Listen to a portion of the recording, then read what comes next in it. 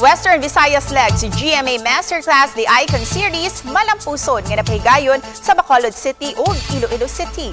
GMA Network Senior Executives mihatag og dugang kaalam ug inspirasyon ngadto sa mga estudyante. Ngang detalye sa report ni Chelo Valiena.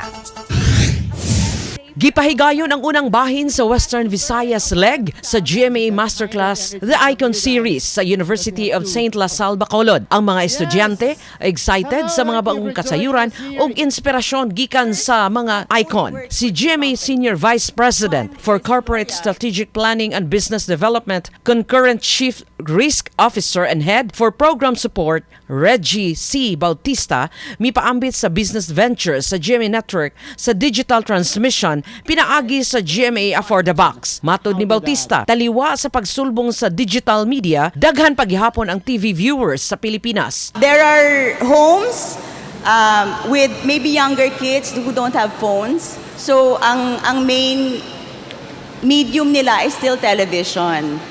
Over 90 million are still watching television. Interesado sab ang mga nanambong sa diskusyon uban ni GMA Senior Vice President for Entertainment Group Lilibeth G. Razonable. Siya ang usa sa mga nagpaluyo sa record-breaking o globally recognized thematic content sa GMA Network sa drama o entertainment. It's a dream of mine that we would get more support from our government to propagate our culture to the world through entertainment. Ang mga estudyante inspired sab nga mamahimong icon in the future. I have a dream and I wanted to influence others. A masterclass in a University of St. Salle setting is a perfect fit, partly because we are in the business of learning, of understanding, appreciating, and applying our knowledge in our day-to-day decisions and actions and behavior. Sa University of San Agustin sab sa Iloilo City, sunod nga miarangkada ang award-winning nga GMA Masterclass Series, uban gihapon ang maong GMA Network Senior Executives. Mihatag og inspirasyon si Bautista sa mga estudyante nga nangandoy nga magmalampuson sa ilang sundon nga daan.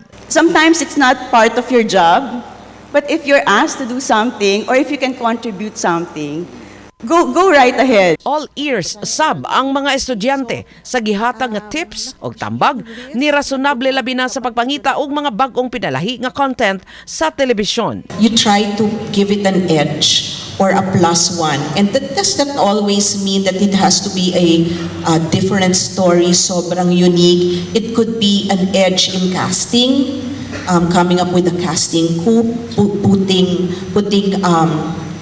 actors that have not worked together in one show, making it interesting. Ang GMA Masterclass Series 5 ka tuig na nga gipahigayon sa nagkalain-laing dapit sa nasod aron ipaambit ang mga advokasya ug impormasyon gikan sa mga homegrown expert sa network. Over the years, we have had the privilege of hosting some of the biggest names who have shared their personal stories, discussed their creative processes, and provided valuable advice on how to navigate the complexities of the world. This year, the GMA Masterclass, the Icon Series returns and celebrates the lives and trailblazing careers of accomplished Filipinos who we now consider as icons in their respective fields of expertise. It's a good thing that GMA is doing this masterclass kasi maraming nai-inspire ng mga kabataan ngayon. Hambal kagina sa speaker, okay, na we must continue learning to stay young.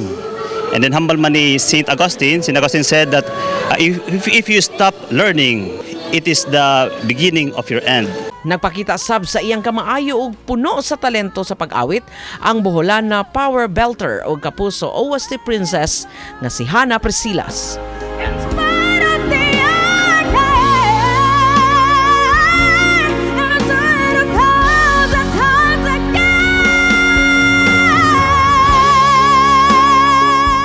Bani Clans Gabutin, Chalo Valiena, GMA Regional TV Live.